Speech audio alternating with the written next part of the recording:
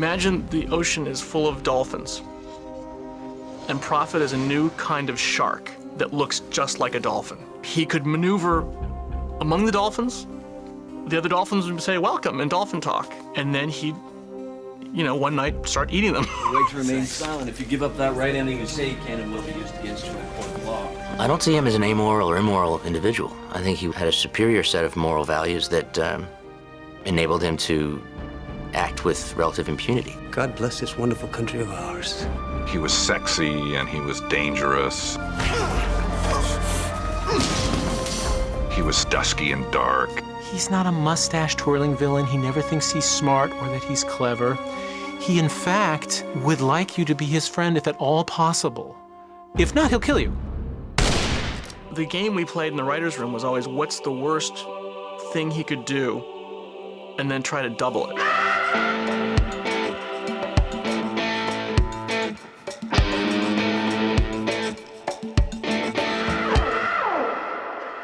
I'd gone to NYU, and mostly wrote screenplays in the 80s. Wrote for Disney and Paramount and Fox and Interscope, and then really kind of stumbled into television. There was no real design to it. I had become friends with David Greenwalt, who's the co-creator of Prophet. We did a couple movie projects together. We did a TV movie together for Disney, for ABC, and became friends. In the late 80s, I began to sort of dabble in television. I was still a big snob about television, but then I realized this is a writer's medium, is television.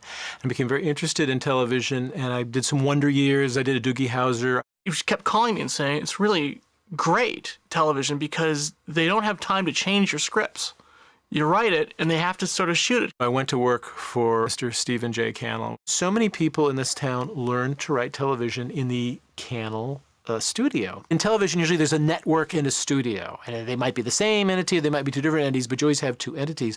But Stephen J. Cannell was his own studio. So I literally go over to David's office and just watch him and Stephen and the guys. I think he wrote for a show called The Hat Squad, and then he wrote for The Commish, and it was while he was on The Commish that he and I came up with the idea for Prophet. My good friend John McNamara, he was very young then, he was in his 20s, and he walks into my office. I instantly liked this guy, this mean, plucky, cocky little Irishman with a great sense of humor and a great writer. David is one of the smartest people I know. Forget in television. He's just one of the smartest people I know. He's an accomplished musician. He's a really, really fine writer, obviously. He's an amazing director, which I am not, you know. So we kind of complement each other in a weird way. A lot of his strengths are my weaknesses, and vice versa. We knew we wanted to do a show together, and we knew we wanted to do a show with a villain at the center. There was a national tour of Richard III with Ian McKellen, and it was done in modern dress. I went to see it, and I called David, and I said, you know, this was written yesterday. I mean, it's so amazing. And I've forgotten that Richard III not only talks to the audience, he tells them what he's going to do, and then he does it. And that sounds like it's going to be very boring, but in fact, you're sort of saying, here's the perfect plan. And then you're watching the plan go slightly awry, and then you're saying, oh my God, how is he going to get out of it? And that structure somehow bonds you to that character. And you become, when you watch a good production of Richard III, you kind of become Richard III, and you realize, oh my God, I'm pulling for a psychopath. I grew up in the hotel business. My father owned tiny little hotels where we all worked as a family. But, you know, Conrad Hilton was up the street. So I was aware of that kind of corporate stuff, and I'm interested in that. I remember one of us said, you know, there hasn't been a really good corporate drama. Dynasty had sort of run its course. Dallas had sort of run its course. It was the early 90s. So we started researching, you know, corporations. And the first thing we sort of thought of, you know, if you were really successful and you didn't get caught, probably a corporation would let you get away with anything. Corporations, by their nature, don't care about right and wrong or legal and illegal. They only care about profit, hence the title. I think it's very easy to watch the show and go, well, obviously corporations are bad, and I'm here as David Greenwalt to tell you I think corporations are good, I think capitalism is great, but, you know, they can become rapacious and get out of control because nothing is perfect. The series' view of corporations was not a negative one. It was not intended to be negative. It was sort of, for me, a throwback to the man in the gray flannel suit. There was a time in the 50s and 60s when people kind of looked up to companies and they expected a certain level of human being to be in those companies and running those companies. What would happen if someone with, you know, no heart and no soul were dropped into that place? Someone who simply was a pure predator. You know, I can't say enough about Stephen Cannell. Just to have his support, to have him be behind the show, willing to put his name, his imprimatur on the show, was marvelous. And he really just put us in the boat and let us, you know, go down the rapids ourselves. They came to me one day with this thing pretty well developed. I mean, of all the shows that I produced out of my company, this is the one I probably had the least to do with. The president of his company was a guy named Kim LeMasters, who had been the president of CBS. And David and Kim were friendly. And David pitched him the one line in the hallway. I forget how he even did it. He just cornered him a hallway and said, basically something along the lines of Richard III for television. You know, he's smart, he's successful, he's young, he's handsome, he's a psychopath, and only the audience knows. Kim optioned it on the spot.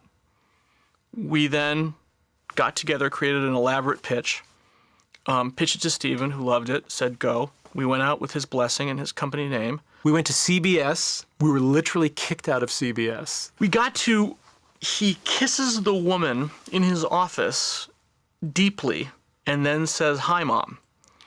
And this executive, who shall remain nameless, this executive said, that guy's the hero of the show? And we said, yeah. And he said, okay, you're done. And David and I said, what? He said, you can leave now. He literally said, get the heck out of my office. We thought that was hilarious. I mean, we were not, it didn't throw us at all. We thought that meant we were on the right track. Kim LeMasters, to his great credit, fell in love with this idea and just would not let it go. His passion was unabated for 2 years of development, which is kind of unheard of. TV pilots, when they're written, they either go or they don't go. And when they don't go, they die. I can't say enough about Kim LeMasters and how he shepherded this project. We eventually went to Fox, which was sort of cutting edge, and they, shockingly, they bought the idea. Through Stephen and Kim, we found that executive at Fox. His name was Bob Greenblatt. We pitched him on, I believe it was November 1st, 1992. And I remember it because pitch season had been over for about 3 weeks. We couldn't sell this thing. We couldn't get meetings. You know, neither one of us were showrunners. And Bob sort of saw us, I think, just out of the kindness of his heart, as a pity pitch. The pitch took 45 minutes. It was the entire pilot and then some. The next day was Election Day. It's the day, you know, Clinton was elected. And I remember getting the phone call from David watching the return, you know, watching the news about Clinton. And David said they bought it. We had about 6 hours. You know, this character was so rich. To us, he was so interesting. And Greenblatt wisely said, make a 2-hour pilot, don't make a 1-hour pilot. We were both pretty happy with the script. Stephen had a lot of input. He got it. He went into his office. He locked the door, said no phone calls. We were just so nervous. And I was just, I mean, the guy who created the Rockford Files was like reading the script, and he'd been really nice to me. He came out, you know, and Stephen's he's a big guy of commanding presence, and you're in a building with his name on it already. So like you're sitting under Cannell, and out comes Cannell. And he's got the script in his hand. It was a big, thick, you know, it was a 2-hour script, and he said, guys, I feel like I've been sitting in my office with a cobra on my desk. Go make it. These guys fashioned a really unique and really interesting hour of television. We couldn't believe anybody had been interested, Kim LeMasters and Stephen Cannell. We couldn't believe Fox had bought it. We were sure it wouldn't get made because it just seemed too strange. Within days of that fantastic compliment from Stephen, there was a regime change at Fox. The new regime didn't like the script. They thought it was kind of dark. You think, yeah, really? You think, what? Profit?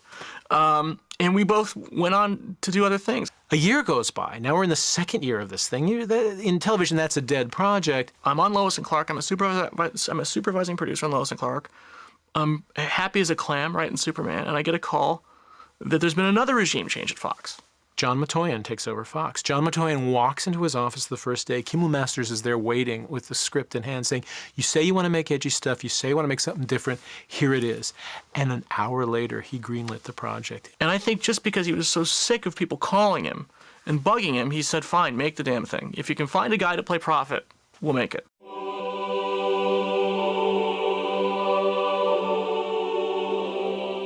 To cast Jim Prophet was really a hard thing. We tested, I think, literally every actor in Hollywood and New York between the ages of 28 and 35. I mean, everybody came in and read for this thing. And we couldn't find him, and the network was getting edgy, and, you know, time was ticking away. And I hadn't found anybody who could balance the threat with the humor. David went to New York, and he came back. He said, I met a couple of guys who were good, and one of them we're gonna do a film test with. But this one other guy, I really liked him, but he won't read for the part. I said, who is he? He said, it's Adrian Pasdar. I said, from Top Gun? So my first impression was, well, this is a great-looking guy, and I get that he could carry this, but I'll bet you he's not funny. I'll bet you he's one of these bicep, camel-smoking, you know, serious New York actors. I'm going to be stuck with a lunk. I'd met with David Greenwalt. They wanted to have an audition, and I said, look, if I read for this character, there's no way I'll get it. I just knew that. You know, it's one of those things where you have to have the whole pie, not just a piece, in order to get the flavor of what the character is. He said, you can't read for this part. You just got to do it. You can't get everything you want in a room full of executives holding a script in your hand. It won't, trust me, it will not work. And I thought, this guy is either unbelievably full of shit, or he's one of the smartest people I've ever met. And luckily, the latter turned out to be the case. Adrian was really smart. And the network was like, we love him, we'll make it with him. And I said, okay, let's go. And by God, he turned out to be the nicest, sweetest guy ever born. You know, now it's 1995, by the way. We've now moved into another year. Thank God we found other jobs, because you couldn't live off of Prophet. It was not profitable to work on Prophet. I think the pilot is, objectively, I can look at it now 10 years later and just say that was just really good. And a lot of that is Rob Iscove. He just directed it perfectly. Rob had a lot to do with, you know, setting the visual style of the show. It was very contrasty, very edgy in its look, the way it was shot, off-center framing, all of that. The pilot, I thought was so well executed on so many levels. She's a vegetarian, Joanne. With that lifestyle, I sure hope you're getting enough protein. Rob knew exactly how to get the right tone so that it was crisp but not arch. That was crucial, because if you played it too naturalistically, it'd be flat. If you played it too arch, it would be, you know, it seemed like a high school play. It's kind of difficult to get anything decent without meat in it. Oh, you're a vegetarian? I'm trying. First day of dailies, network hated him.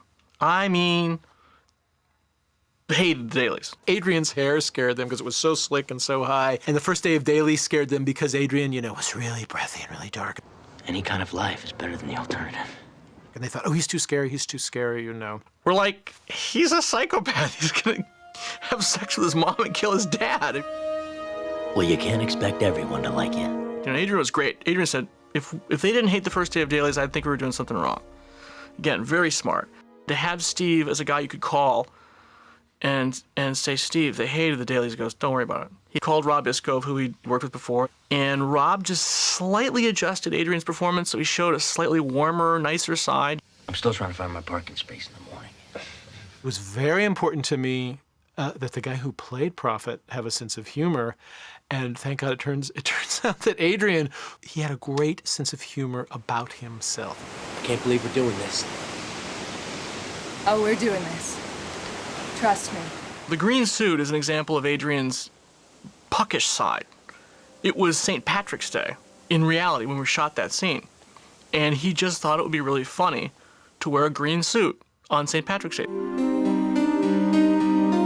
I love the music in the pilot. I think it's delicate, it's creepy, it's smart. Mike was one of Steve's oldest friends, and because of Steve, we got him. I mean, you didn't get Mike Post to do a pilot basically for free, I think. Before the show was picked up, there's no money for a composer.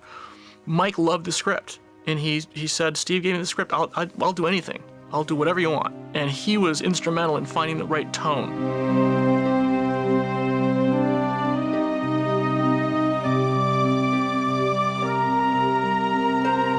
We then started testing.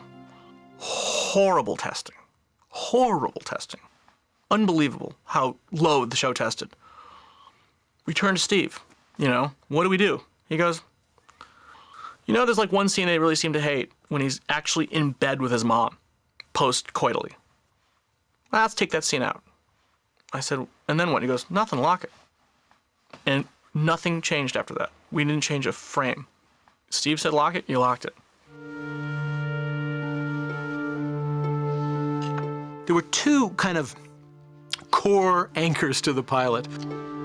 One was the end of Act 1. We knew he was going to kiss this gorgeous, slightly older woman and say, Hi, Mom. and the other was that he was going to have to find and kill his father. Don't I know you? Hi, Dad. I don't think anybody had seen anything like that on television ever. What are we doing here? Told you, Dad. You're going home.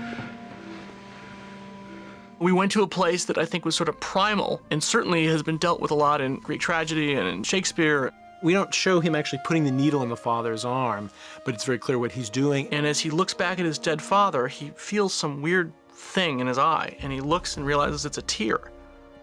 And he just looks at it like, what is that? And moves right on.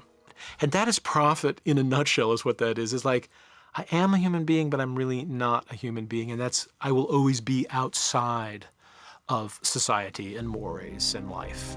When two people fall out of love and into hate, they become vulnerable to all manner of passions, fears, and, if someone's watching carefully, manipulation.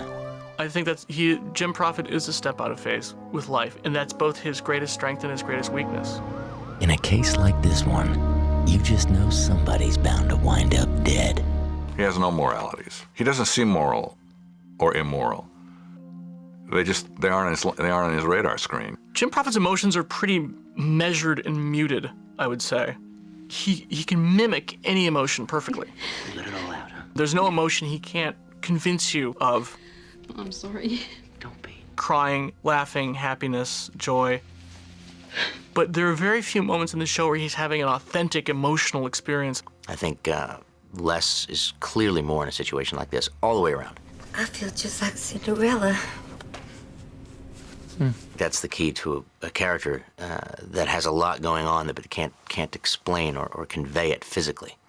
He's an interesting character because he respects authority and he loves order. He really, really believes in order over happiness. He believes in duty over freedom. He believes in service over anything. I'm not bringing in someone from the outside to take Pete's job. I'm giving it to you. He does not want to become CEO. He does not want to become president. I'm afraid I can't accept. I'm afraid I don't understand you, Jim. He does not want to be in the light. He wants to be back here, humbly serving, but in serving, he wants really everyone to do what he says. Use that. Bring him back into the fold. He is very much an Iago character. He's very much in the shadows, very much the power behind the throne. If the show had stayed on 5 or 10 years, he would never have been the CEO of Grayson & Grayson. He would always be the guy in the shadows. He does not want to be stage center. He doesn't want the spotlight. And make sure he doesn't get home before 9 o'clock tonight. He wants control. And that goes right back to his childhood. This was a child that was, as a child, he was horribly abused. And I think most importantly, he was ignored. Literally to put him in a box with a little cutout and then to put a TV in the cutout is to say to a child, you're worthless. You are meaningless. You are not worth the time and effort to love or to hate. Adrian was unbelievable, I mean, he was the show. Adrian always walked like a boxer. He always walked with his shoulders kind of moving and legs close together, like he was about ready to either hit you or get hit. And I thought all of that made him seem like a guy who had really fought his way up from nothing. You'll have to teach me how you develop such a clear mind. Oh, I spent years living in a box. None of that was in the script. And a lot of that is just what Adrian brings. You should try it. It's flattering, but I didn't have a whole lot to do with how brilliant Jim Prophet was. Got to make the rumors work for us, Chaz. It drives the stock up. In fact, this morning I think you made just over $3.5 million. It was like driving a Porsche. Sure, you can be a good driver, but at a certain point, the vehicle is going to decide whether or not you win the race. So you take her downstairs into the basement where the soda pop is kept. His intensity was wonderful to play off of, I'll put it that way. You know, he gave a lot. Adrian Pasdar just played the living shit out of this guy because Adrian is having so much fun up there. The writing was just so brilliant between him and John that there's almost no way you could mess it up. Adrian was unbelievably detail-oriented. The wardrobe is always perfect. You know, he's chosen exactly the right tie, the right belt, the right ring. What I wanted to do with Prophet with gloves was, aside from the simple phobia of not wanting to leave, or getting germs and not wanting to leave fingerprints, there's something freeing, like when a soldier puts on a uniform. You need a buffering between you and the world that you're dealing with sometimes to make it easier to deal with that world. Adrian has a really good work ethic. He just comes to the set very prepared, and you don't see the preparation. He doesn't say, "Call me Jim," for the rest of the day. He doesn't burden you with some bullshit accent. He just does what's right for the character. And I was so lucky because there's two people who set the tone on a set. One is me, the executive producer, and one is the star. Is your star a good person? Is he on time? Is he considerate of other people? Is he well prepared? Is he professional? You know, is he calm in a crisis?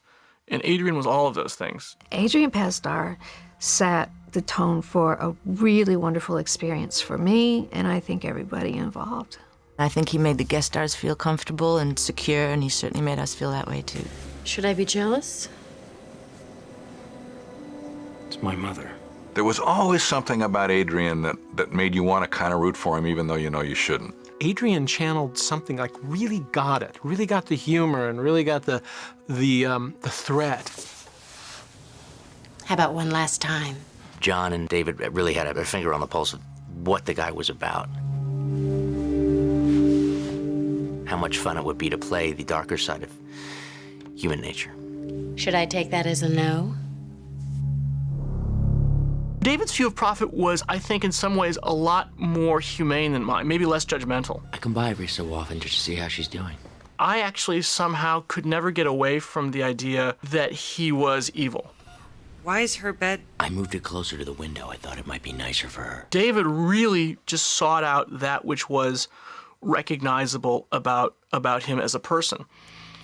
I was just interested in what he did to people and then the effect he had on other people. So my episodes were always about his effect on quote-unquote normal people. And this. What is that? I wasn't as interested or maybe as adept at David as David was at getting deep inside the character. He actually does a lot of things for other people, and sometimes they have good results and sometimes they have bad results. And he's very good at using other people and working through other people. In a sense, he's a corporate rah-rah guy because he's good at inspiring. I want what's best for the company. Firing a Grayson is always bad publicity, Chaz. I really think that should only be undertaken in the most extreme circumstances. Tried to mount a hostile takeover and steal my job. In my book, that's pretty extreme. Following on Adrian's heels, we got this just incredible cast. Every single person. There was not one weak link in the entire chain. The three Lisas, Lisa Dar, Lisa Zane, and Lisa Blount, I just thought they were amazing. Very different actresses, very different personalities, very different roles. I had just come off another doomed, brilliant series, you know, that was fated to be thrown off the air called Middle Ages. And so there was a lot of interest in me at the time for series. And so, you know, it happened fairly easily. I auditioned a few times, got it. Was very pleased. The role didn't have a lot of humor on the page. I think it was fairly straight. And what I love about Zane is she didn't change it. She just gave everything a certain topspin. Wow, he's really upset. Which she has in life. She's a very charismatic, fun, lively person. I like the way it read. It was very fast reading, although very dense at the same time, and it was intelligent. It credited the audience with a lot of intelligence. One of the most difficult things in Prophet, he's like a superhero, is finding a good foil for him. He's so smart, he's so ahead of everything. I'd like to think that someday, despite all this, we might be friends, huh? Sure. If you ever got a soul, or I got a lobotomy. There's no doubt about it. She's formidable. Joanne Meltzer comes from a very abusive background like Prophet. So she's like, you don't fool me. I know what you're up to. I see through you. And guess what, pal? I had ugly things happen to me and I made a choice for the better. So that's why they were good foils. Joanne. You're gonna open this door and you're gonna give me the name of that partner. Oh, please, Jim, break down the door. Give me an excuse to blow your psychopathic head off. She sees the psychopath in him. She knows it because she's looked down the barrel. And so she knows, but no one believes her. And so she's really alone. Well, one thing that she has as a person and on screen is unbelievable strength. You know, there's a moment in the pilot where he's facing off with her at the end, and he says, "You can't run from your past." And she leans into him. She almost looks like the alien. And you can't run from me, son of a bitch. She brought so much pain to it. You felt that pain in everything she did, but she never wore it on her sleeve. We're an odd pair, especially because also we're male and female, so all the psychological tensions and layers are at play all the time, but kept in check. Do I tell him that Ivan Karpov is going to kill you for betraying him, or do I wait for the next letter, you know, sort of spread out the good news? Whichever one you choose, make sure you give him my best. We're both, you know, different sides of the same coin. In all great stories, the sheriff is just as driven and dark as the outlaw. They sort of checkmate each other. And I think Prophet really likes Joanne. And I think on some level he's confused and maybe even a little hurt by the fact that she just won't come around. If we had gone a full season, or the end of the second season, or at the beginning of the second season, we might have blown up Joanne Meltzer, Lisa Zane, a worthy foil for Prophet, just to keep people on edge. Jim Prophet had a very interesting relationship with his stepmother. And the pitch that got us kicked out of CBS, it was his mother. It was not his stepmother. In fact, we even joked that, like, if we make it his stepmother, we're just punks, and that'd be like, you know, that's what they do on TV, you know, we're cooler than that. And of course, I think one of the first notes from Fox was when they bought it, can we make it his stepmom? We're like, yep, sure, no problem. Because we just couldn't believe they bought it. I auditioned for the creative team of Prophet, I believe, for the role that Lisa Dar ended up playing. And I can't remember who it was that said, well, let's just see if she were to read for the role of Jim's stepmother. I said, okay, this should be pretty easy. And it was, and I got that role. Did you call this mugger from any phone traceable to you? No, I ain't stupid. Oh, well, that's a relief. She proved to be a very unsettling factor in his life from a very early age. And I think he never quite got over her. She might have been his first love, his only love. What's it gonna be? Oh, Jimmy. I just love it when you get surly. She brought so much sexuality and so much intelligence and cunning. I just think she's one of the best actresses out there. You don't mind me changing like this, do you? I mean, I just think of you as family. One of the things you fear as a writer is the actor calling you on the phone with questions, comments, or corrections on their fucking dialogue. But Lisa would call, and Lisa was a real Southern gal, too, and she could certainly channel this character. And she said, you know, I think I can do it in less words. And she would give me an idea, and they were always brilliant. They allowed me to have a little bit of say-so in my part. And I've worked for so many you know, especially in television, creators who will not allow you to change one word. It's just not done, and stop asking. And these guys were very interested in my input. So a lot of her dialogue that you're hearing is, you know, some big clunky thing of mine that's been boiled down to just the simplest thing. Bobby, when are you gonna learn to trust me? About never. The dialogue between Bobby and Jim had an absolute comedic rhythm that you just couldn't miss. If you just stood up and said your lines, it would be very funny. It's dreamy. She was fearless. That was the best part about it. You couldn't have an actress in there who had any trepidation or reservation about committing herself to that role. To get to be loud, brassy, and scream and wear stilettos, that's a lot of fun at a certain point in your life. Ooh, how'd I get so lucky? It's fun to be that sexual and that, ridiculous. She was a loose cannon, all right. I'm behind the wheel of this new automobile, and I'm high as a kite. Pull over. That scene where she's driving in the car talking on the phone and forgiveness is still one of my favorite things David's ever written. I'm happy. See, that's what worries me about you. You don't feel nothing. In Forgiveness, she's crashed this car and she's in the hospital, and he comes in there and he has what I thought was a pretty great speech where, she wants him to fix this, get rid of the records. She knows he has the power and control to put things right, and he just throws a pitcher of water on her and she says, "Listen to me, Bobby. This is America, Bobby, where even a drug-guzzling gutter slut like you can be the sole emotional support of a man like Charles Grayson. Now you have a decision. Either you're gonna marry him and help me control the fourth largest concentration of power and wealth in this country, or you're gonna die with a needle in your veins. It's your choice." The thing about Adrian, he has a great sense of humor. I really felt that we were a very well-matched team and that we could go a little bit farther together because I was so comfortable with him. If you wanna play this game alone, fine. You just better be prepared to lose. You play better tennis when you play with good tennis players, obviously, and she was terrific. Hey. You got time for a quickie? Johnny and I used to talk a lot like, does he enjoy fucking the stepmom? Is it just a duty to him? And I don't know the answer to that. You have to ask Jim Profit about that. You can't scare me anymore. I'm not trying to scare you, Gail. Lisa Darr as Gail Kohner. I think we probably had as much trouble casting that role as casting Jim Profit. Because there was a lot of comedy implied in the character, but it's not like laugh out loud funny, and a lot of it is terrifying. I did say that it was Mr. Prophet, but he didn't have anything to do with it. We noticed that when actors would do it and they would play the melodrama, it was cringingly awful. When they would underplay, it was flat. Lisa Darr brought this slight sense of... Mrs. Greer. Yes. Mary Graveman, IRS. ...of Lucille Ball. Like, here she is trapped. You know I'd never force you to do anything. She likes this guy, but she's terrified of him. And she kind of wants what he has to offer, but she's really afraid of the price she'll have to pay. And she's very, very aware that what he's doing is wrong, but very aware of the fact that it sort of feels good.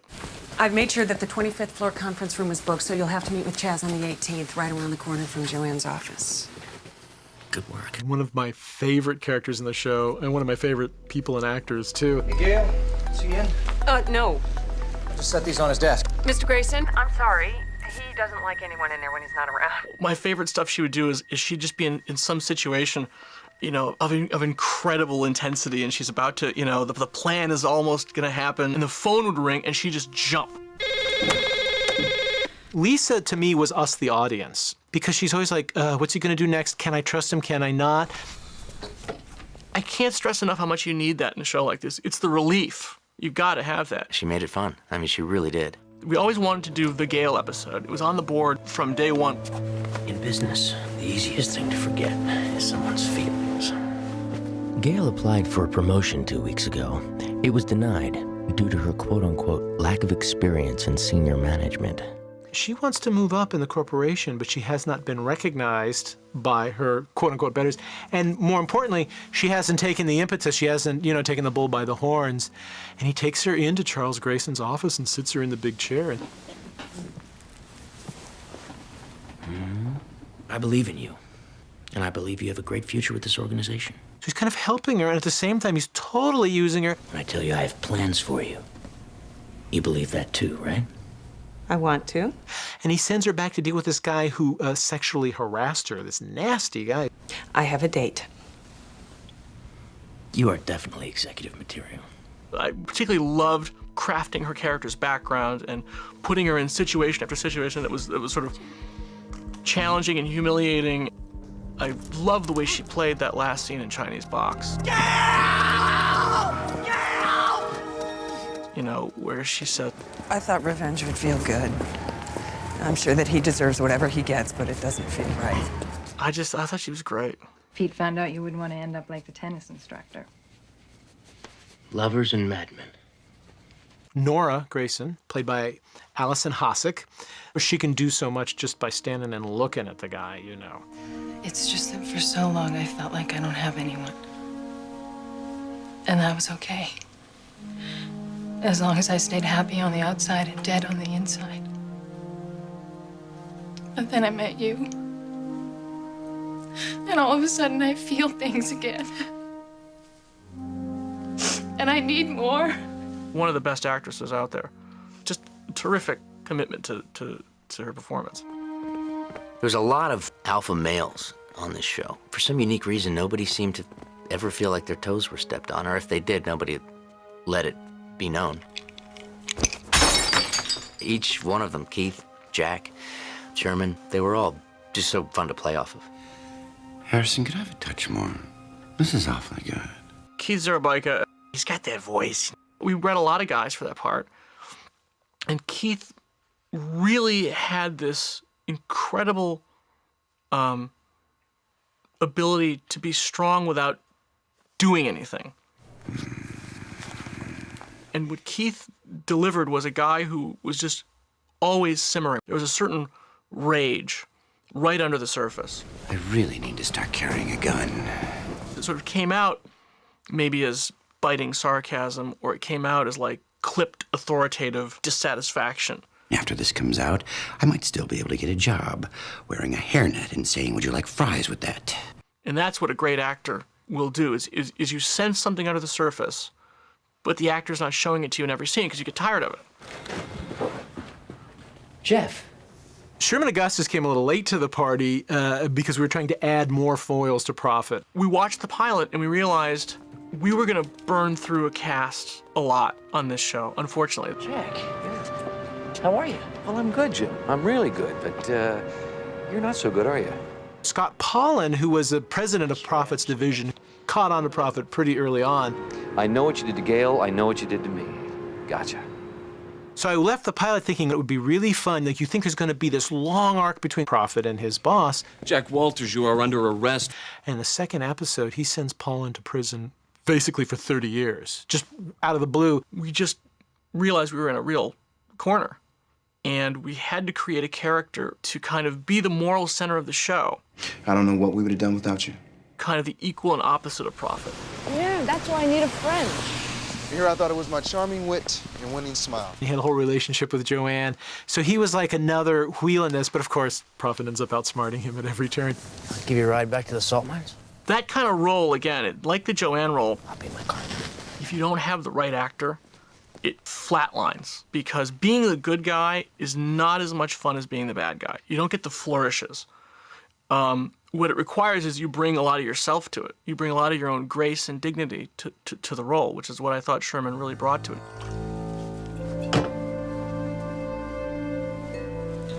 It's got to be 5 o'clock somewhere. Jack Gwaltney, who is spectacular, plays the kind of drunken junior Grayson Pete. Jack's really good, and it was deceptively because you really think, oh, I'm watching kind of a drunken wastrel. Iced tea? I wonder how long Pete's been sober. Oh, yeah. And wanting everyone to think that he's not. Probably should run it by my brother, Mr. Toadhead. No, I'm watching a really good actor.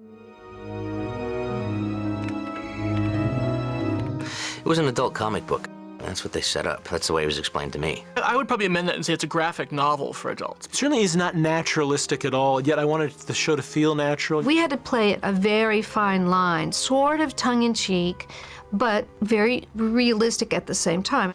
You think that little trick you pulled at the hospital's gonna fool anybody?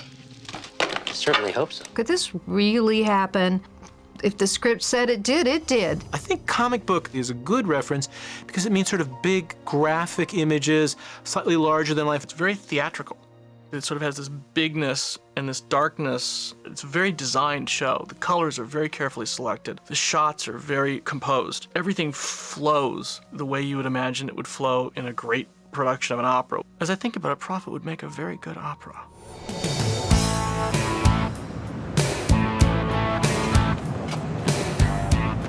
I've been summoned. The conceit of the show was opening line and closing line of each show was him literally speaking them out loud, and then the rest you were always in his head. It was to put you in his point of view. Chronic impotence. That certainly can eat away at a man's self-confidence, especially with such an attractive wife. Sleep. The voiceover primarily goes back to the Richard III idea. I'll have her, but I will not keep her long. What though I killed her husband and her father? It basically told you, I'm going to do this, I'm going to do that. You know, this is what this person wants, this is what that person wants. And then the difference between what he desires and what actually unfolds, I think, actually becomes a source of suspense. Failure. It's a much better teacher than success. My failure was in underestimating my competition, which was far more complex and dangerous than I had suspected. I'll know better next time. You know, the voiceover is usually the last resort of the weak writer because you can get a lot of exposition in that way, and by God we did. Frankly, a couple times saved our asses. There was a line where some scene got cut that explained why in the pilot Prophet was trying to seduce Nora, the wife of Pete, by kind of keeping her at a distance. I can't see you anymore.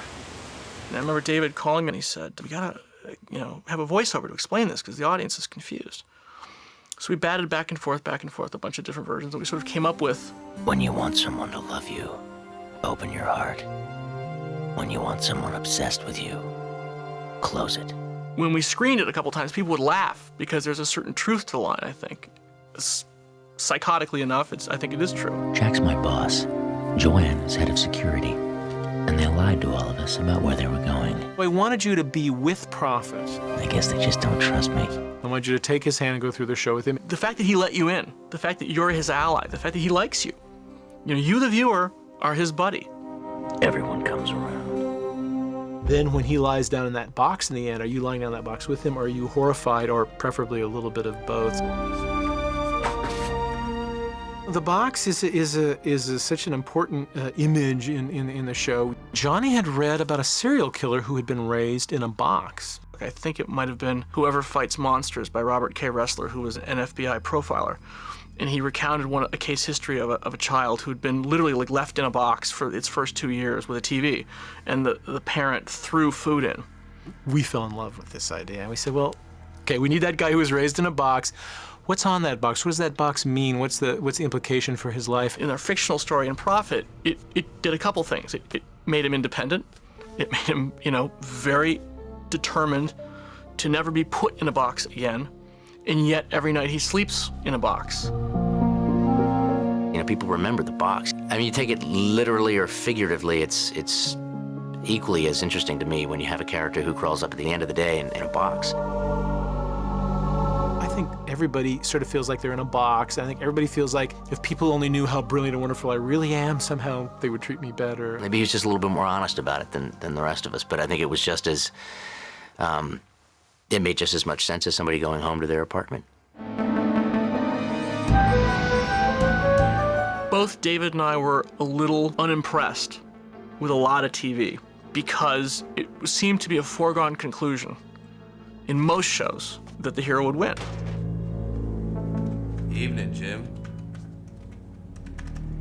I understand we have a little problem. This is a much more complex show than just a guy who's bad and who does bad things and then he gets what he wants.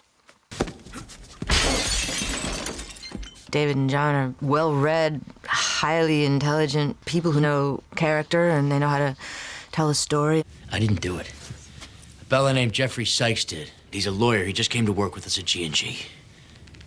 Take him somewhere and kill him.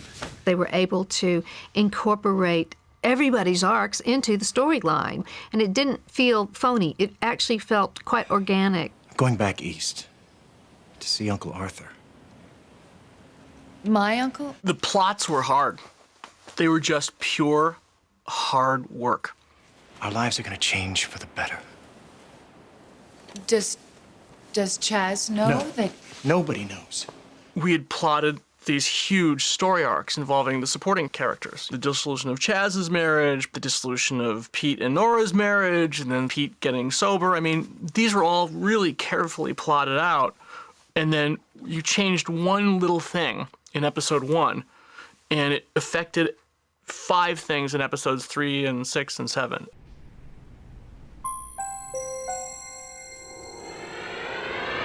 You know, the week-to-week structure of the show was really fun for us. It's a regular television show turned on its head. It's really structured, and it's structured like a thriller. When David and I were first pitching the show, we said it's The Fugitive if the fugitive had killed his wife. It was really about a guy who at every moment is almost going to get caught doing something he shouldn't be doing. That gave the show a certain propulsion and energy, that it wasn't just a guy sitting in his office. I need to talk to you about the Black File. Planning the takeover of a company. It was a guy who had a lot at stake, and a great number of people were onto him and were trying to outmaneuver him. I don't like coincidence, Jim. Especially when they end up wrapped in neat little packages. And also it made our other characters smart, and that then made the game better and more fun. Jeff, if you stumbled across some sort of evidence here, I'm sure you're gonna do whatever your conscience tells you to do. And when I do, I get fired. Part of the appeal of the show and of the character in particular was the notion that there's a certain banality to evil. It is a moral quandary. The idea evil can survive and flourish in a corporation is, I think, a funny idea and a real idea. They say goodness is its own reward. And if a good man perseveres, he can leave the world a better place than he found it. Certainly David and I spent a lot of time laughing as we would destroy people. We'd pretend to be Jim Prophet and just destroy these characters. And I have to say there was a lot of maniacal, laughter about it. Technically, it's a drama, but it's very much a comedy to me. And it's even very much a farce. If you look at it, there's a lot of people coming in and out of doors, and there's this sort of Rube Goldberg mousetrap-like plots of this, one domino knocks another domino, knocks another domino. So it's very intricately plotted. Joanne, is that new background check I asked for? Yes. I did call Chaz to make sure he authorized it. You're so creative with memos. Every time a script came along, I knew that there was going to be something stirring in it. I knew that there was going to be something really complex to make sense of. You couldn't have had 2 better people at the helm. They set the example of how things should be done, I think, and how things can be done seemingly effortlessly. But clearly there's a lot of sweat and work behind it.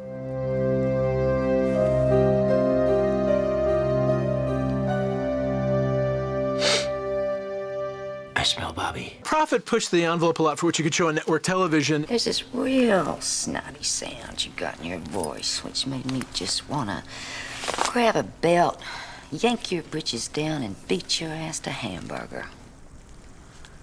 So what do you say? We were going way beyond anything in that arena that had ever been done in television, I'm sure.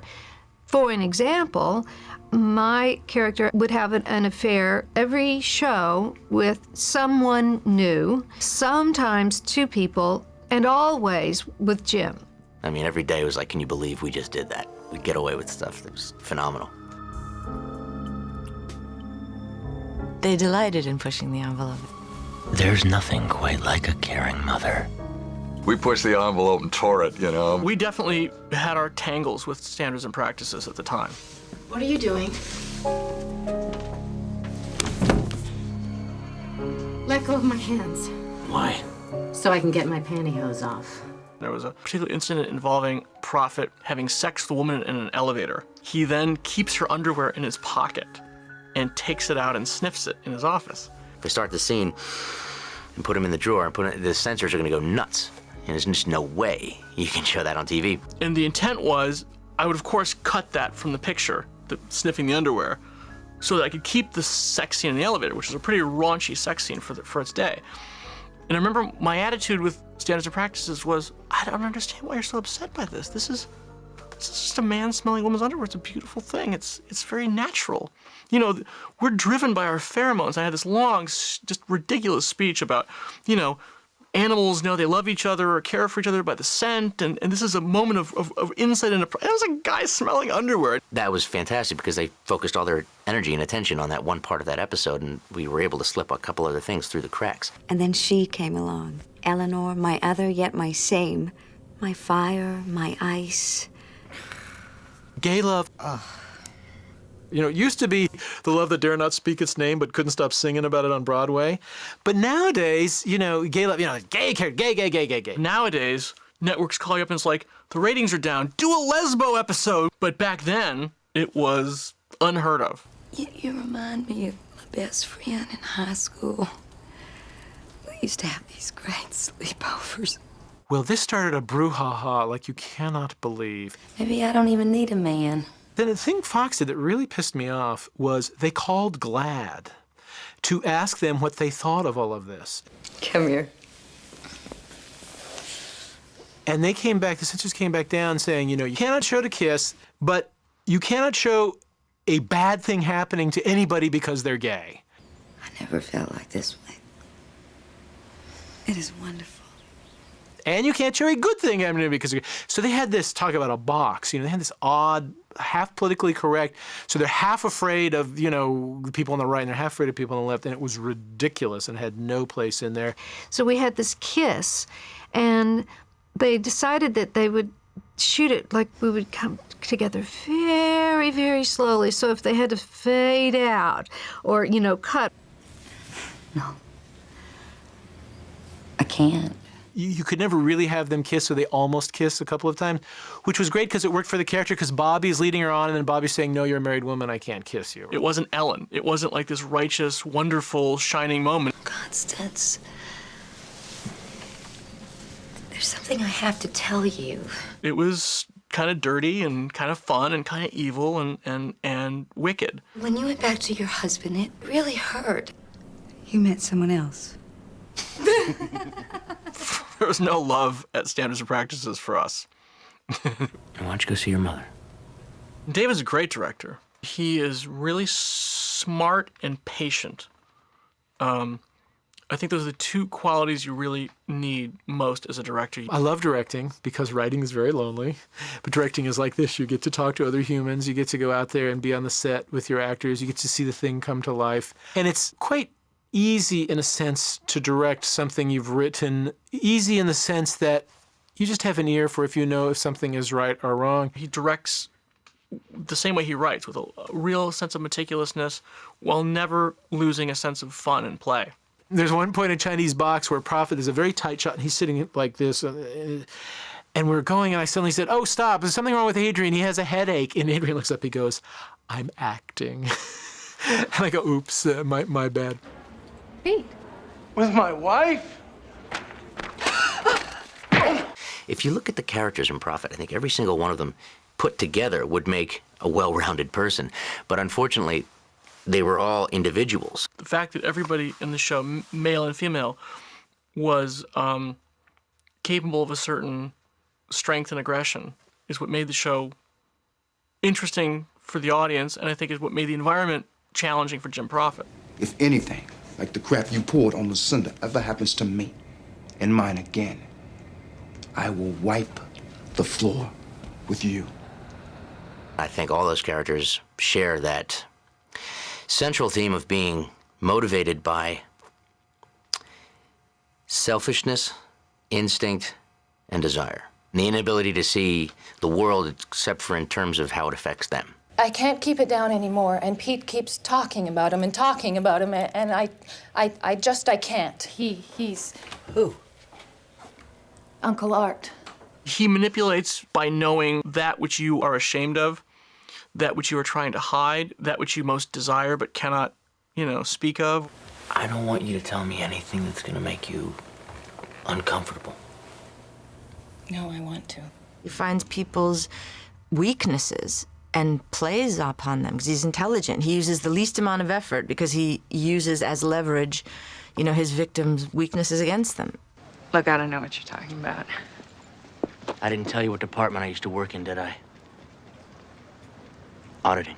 When he zeroes in on Gail Kohner in the pilot and zeroes in on the one tiny, tiny thing she's doing that's wrong. A few $100 a month to get your mother a better room is hardly a crime. That is probably the only thing that character ever did wrong in her whole life. But I'm gonna have to ask you for one small favor. And he just found it and exploited it and steered her with it. He leads people down their own dark aisles or pathways. And there's only one thing left to do, and that's to forgive him. No. It's the only way through this nightmare. I don't know. You've been right about everything else. Nobody under his quote-unquote power will do anything they wouldn't normally do. I could never face him alone. I'd never dream of letting you do it alone. He was a mirror to people's worst inclinations. Forgiveness is the best episode for me. David and I strongly suspected it would be the last episode ever. It's one of the few episodes of the show that I think really is emotional. You okay? No.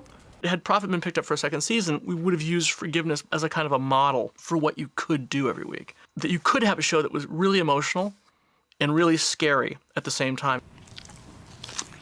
Norris Ted Kennedy-like uncle. This was a great character. One of my favorites. I happened to write this show. Aren't you hot in that coat? He's an absolute monster. I think he's worse than Prophet in every way because his appetite is so unbounded. You were the cutest little girl. Remember the summer at my ranch? He's a guy who indulges all of his, perversions, including raping little girls. Hey, Chaz! Come out from your ivory tower and greet the peons! This guy comes to town. He has designs on taking over Grayson and Grayson. Prophet would like to get rid of him, but he uses Nora Grayson to do this. You tarnished something very special. He maneuvered her molester into her orbit. You loved me, you know you did. And then created a scenario whereby she could choose, would this man live or die? Strawberries is a murder weapon. This really comes from the heart, or what passes as my heart, the little black walnut in there. If you're allergic, your throat closes up in about 15 minutes and you die. And there's just a horrible, slightly terrific scene, but horrible scene, where she confronts him and he is not sorry about what he did. He thinks it's great what he did. I was 12 years old! Please, keep your voice down. Please, please. Oh, God, why did they have to grow up?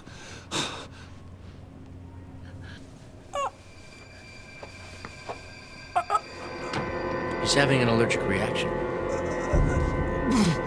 Please, hurry. Prophet leaves it up to her to decide. You make the call. And she lets this Scott die right there in front of her. Nora. And the show's called Forgiveness. And the show's all about forgiveness and letting go and how you have to forgive people. I forgive you.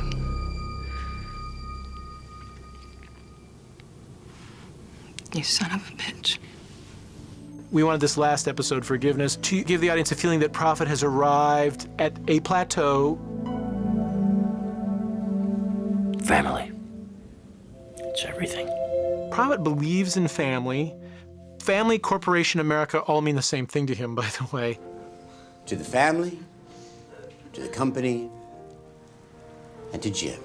By the end of this episode, he's made himself an integral part of this family. And that was his real desire. He wanted to be part of a family, and he wanted to be loved. Drink up, everybody. Dinner's in 20 minutes. 20 minutes. We had one kiss that was supposed to be played for real. This was a kiss where both people were genuinely affectionate. Love me. He doesn't have anybody but her. I'm his family.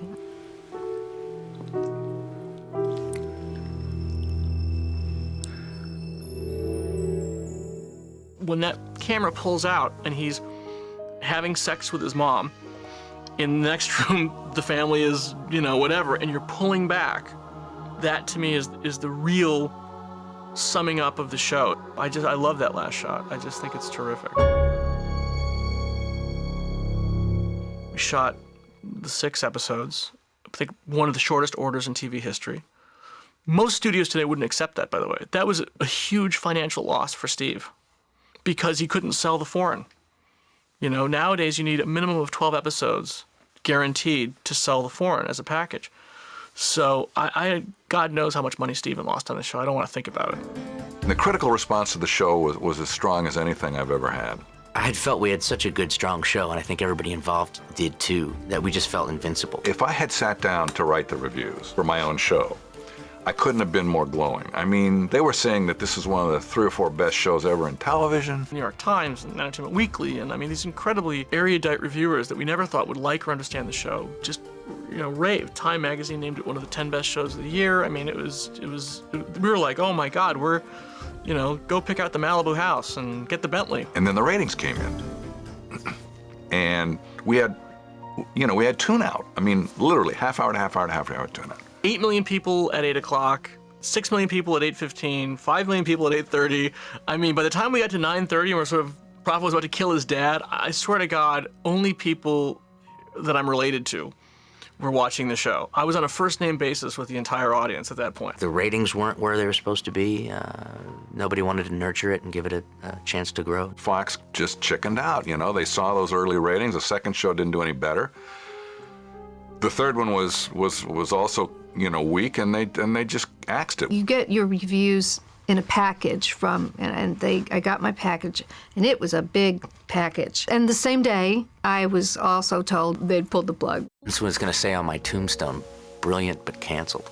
The series cancellation was insanely painful, as it happened, I think, right around my birthday. To this day, I'm angry that that show didn't get a chance. What it felt like was just like a death, honestly, you know, because canceled is canceled. But our hearts and souls were really in this show. It was original, it was fresh.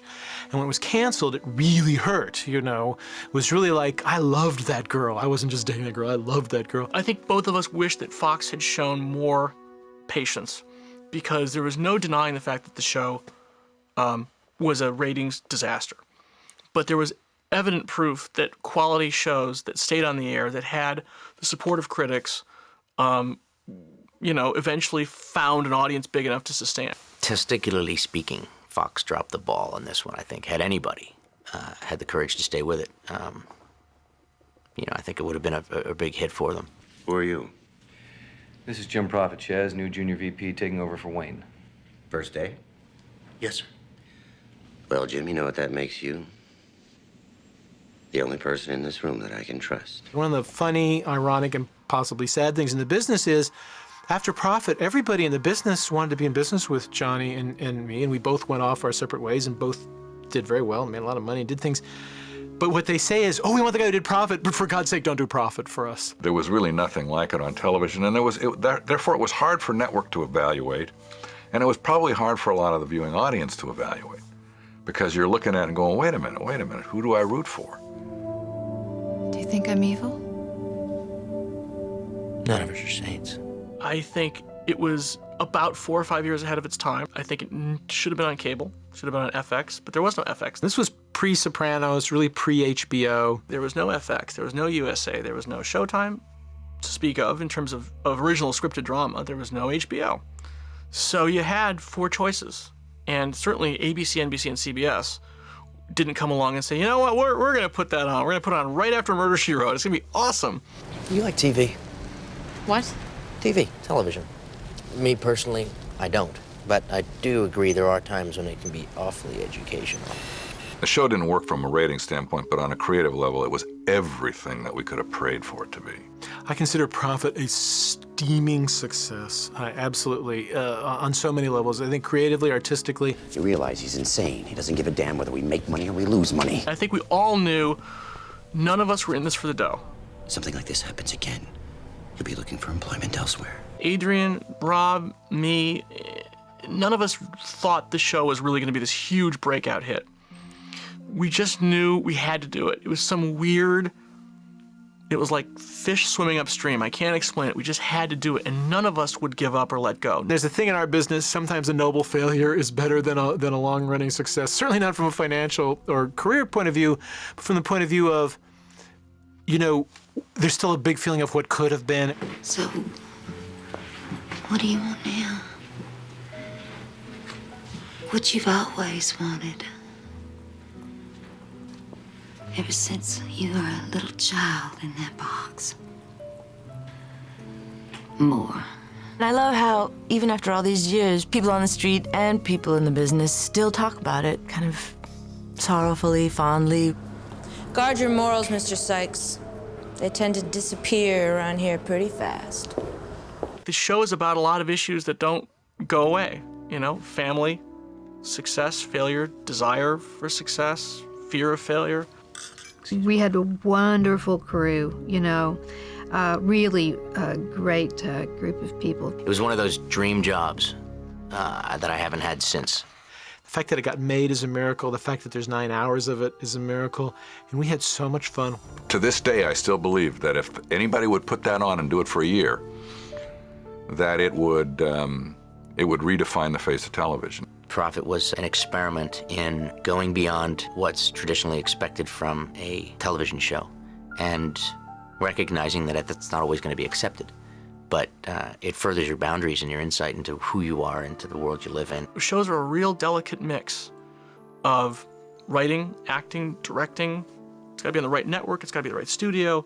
It's got to be on the right night. It's got to get decent reviews. You know, it's got to have a lot of things going for it to sort of fit and be right. And this had everything except Americans watching. We must welcome adversity and embrace struggle. And no matter what we get from life, never give less than 100%. Of course, at the end of every battle-weary day, we fold ourselves into peaceful darkness and find comfort in those gentle words. Good night. Part of the blessing and the curse was that it was ahead of its time.